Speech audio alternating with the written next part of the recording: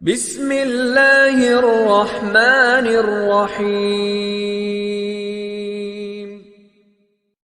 شروع اللہ کے نام سے جو بڑا مہربان نہایت رحم والا ہے۔ یہ لوگ کس چیز کی نسبت پوچھتے ہیں؟ کیا بڑی خبر کی نسبت جس میں یہ اختلاف کر رہے ہیں؟ دیکھو یہ عنقریب جان لیں گے، پھر دیکھو یہ عنقریب جان لیں گے۔ کیا ہم نے زمین کو بچھونا نہیں بنایا اور پہاڑوں کو اس کی میخیں نہیں ٹھہرایا؟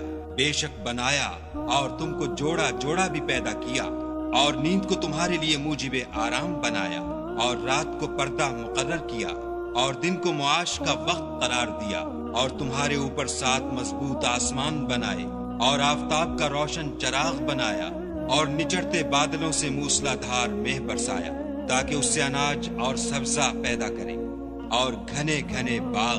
بے شک فیصلے کا دن مقرر ہے، جس دن سور پھونکا جائے گا تو تم لوگ غٹ کے غٹ موجود ہوگے، اور آسمان کھولا جائے گا تو اس میں دروازے ہو جائیں گے، اور پہاڑ چلائے جائیں گے تو وہ ریت ہو کر رہ جائیں گے۔ بے شک دوزخ گھات میں ہے، یعنی سرکشوں کا وہی ٹھکانہ ہے، اس میں وہ مدتوں پڑے رہیں گے۔ وہاں نہ ٹھنڈک کا مزہ چکھیں گے، نہ کچھ پینا نصیب ہوگا مگر گرم پانی اور بہتی پیپ۔ یہ بدلہ ہے پورا پورا۔ یہ لوگ حساب آخرت کی امید ہی نہیں رکھتے تھے، اور ہماری آیتوں کو جھوٹ سمجھ کر جھٹلاتے رہتے تھے، اور ہم نے ہر چیز کو لکھ کر ضبط کر رکھا ہے۔ سو اب مزہ چکھو، ہم تم پر عذاب ہی بڑھاتے جائیں گے۔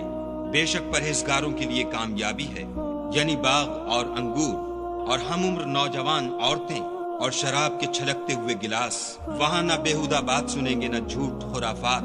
یہ تمہارے پروردگار کی طرف سے صلہ ہے، انعام متعین، وہ جو آسمانوں اور زمین اور جو ان دونوں میں ہے سب کا مالک ہے، بڑا مہربان، کسی کو اس سے بات کرنے کا یارہ نہ ہوگا۔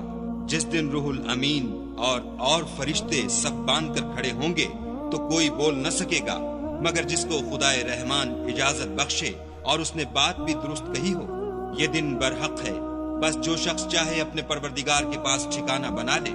ہم نے تم کو عذاب سے جو عنقریب آنے والا ہے آگاہ کر دیا ہے، جس دن ہر شخص ان اعمال کو جو اس نے آگے بھیجے ہوں گے دیکھ لے گا، اور کافر کہے گا کہ اے کاش میں مٹی ہوتا۔